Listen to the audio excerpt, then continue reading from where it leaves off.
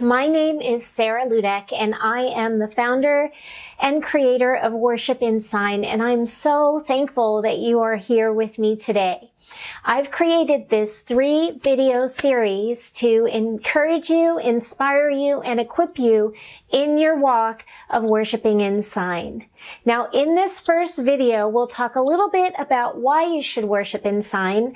I'll share my why with you, and then I'm going to share a few of the whys from the people who are in the Worship in Sign community. I am so thankful to have heard from you who are in the Worship in Sign community, and you are quite the international group. You've been so kind to send me encouragement, and you've been so kind to share your testimonies of how you've begun on the road of worshiping in sign, how the Lord has been speaking to your heart and inspiring you to step out and learn sign language even when you don't know anyone yet who is deaf, or if you're hard of hearing and you've just had a huge desire to go full force into worshiping the Lord in sign. There's also some of you who are in ministry and have a desire to teach children or women or just people in your community how to sign worship as a way to deepen their worship experience and also as a way to help people connect more even with the scriptures. And so I've just been so blessed, and I'm so honored to come alongside you on this journey and help equip you so that you can do all that's in your heart. Let me share a little bit about me that you may or may not know. Both of my parents were deaf. And here's a picture for you to see.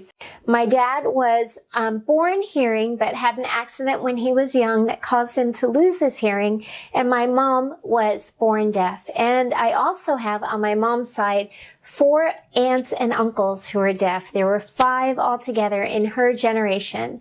Now, my mom and dad taught my brother and I how to sign at an early age.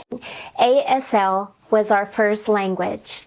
I grew up interpreting and advocating for my parents. As a young adult, I became an interpreter for the deaf in New York City. Now, when I was growing up, I didn't know the Lord, and I didn't get saved until I was around 40.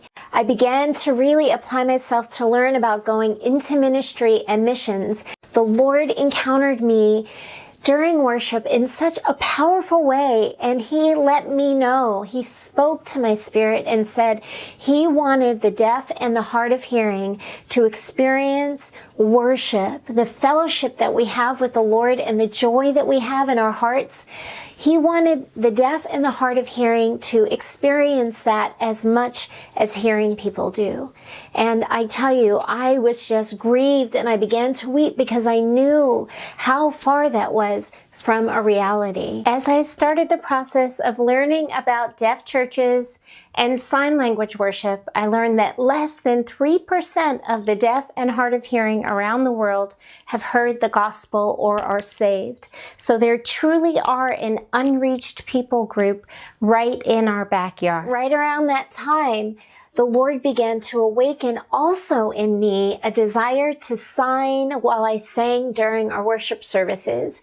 And I have to tell you, I was so shy. I remember just listening to the music and just wanting to sign, and I knew the signs, but I felt like I'm going to be a distraction. I just felt like I was going to be a distraction, or I believe the enemy actually was coming against me and making me feel like, oh, so what do you want, to have more attention on you? Like just trying to plant these seeds of a fear so that I wouldn't move out in what I knew the Lord and the Holy Spirit were inspiring me to do. But I was determined to worship in freedom. And when I just said, you know what, Lord, I'm just going to worship you with all that I have and all that I am in my body, the Lord encountered me again in such a powerful way and just overwhelmed me with his love. And that's how, I feel that often when I sign worship. Know that Satan is going to try to do everything that he can to keep us from signing. And there may be times that you feel like you want to give up. Don't. There is nothing like worshiping the Lord with your entire body in freedom.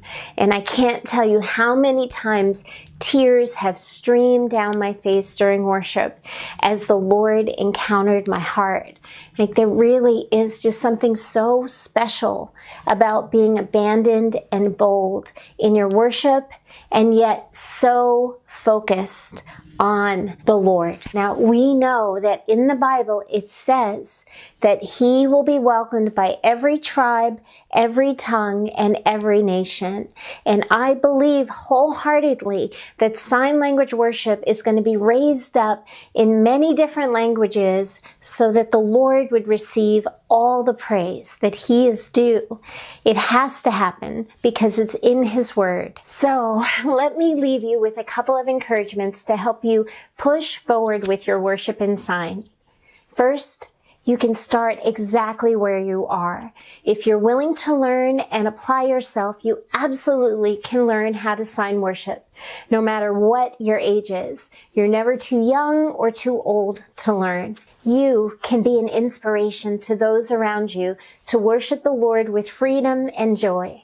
And so many times I've seen and heard of young people and adults watching worship in sign and just being fascinated with it. Now, with so many distractions from the world trying to steal people's attention away from the Lord, sign language worship helps set their eyes firmly on Jesus. Your worship is powerful. Now, there's definitely a creative aspect to deciding how to communicate a song.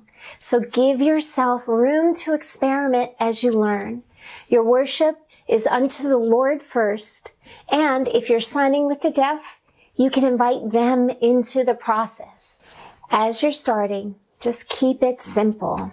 Grow your vocabulary and remember, it's all for His glory. Thank you so much for watching. I will see you in the next video. Have a great day.